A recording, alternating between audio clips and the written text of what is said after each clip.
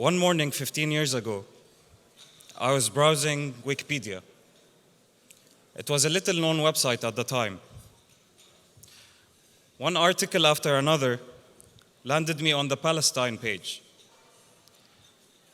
What I read there will forever be ingrained in my mind. The opening sentence was, "Palestine is a mythical land between the Mediterranean and the River Jordan." Mythical land. I quickly corrected the page, and I made it my mission to visit it every week and make sure that no one changes it back. This incident opened my eyes to a relentless and ongoing narrative war fought every day online, a war that shapes the world and even the youth in the diaspora and how they see Palestine. We take the story of Palestine for granted. To many of us in this room, belonging to Palestine is an unquestionable destiny to which we are born. It is part of our instinct, our essence, and our being. A generation amongst you was born there. Some still live there. I myself have never been to Palestine, but I was lucky enough to have grown up in an era where school books identified the real enemy. I could see the hills of Jerusalem from my house. The olive oil in our kitchen was from Jenin, and I washed my face with soap from Nablus. I was able to taste, smell, and live Palestine every day of my life. To many, the story of Palestine was and remains fresh and powerful. A story so relatable and instinctive, belonging to it was unquestionable. However, youth of the diaspora are not so lucky. As time goes by and generations come and go, the story of how they perceive Palestine is changing. Their parents likely haven't been to Palestine themselves, may not be so engaged. What they see in their geography textbooks does not add up to what they are told.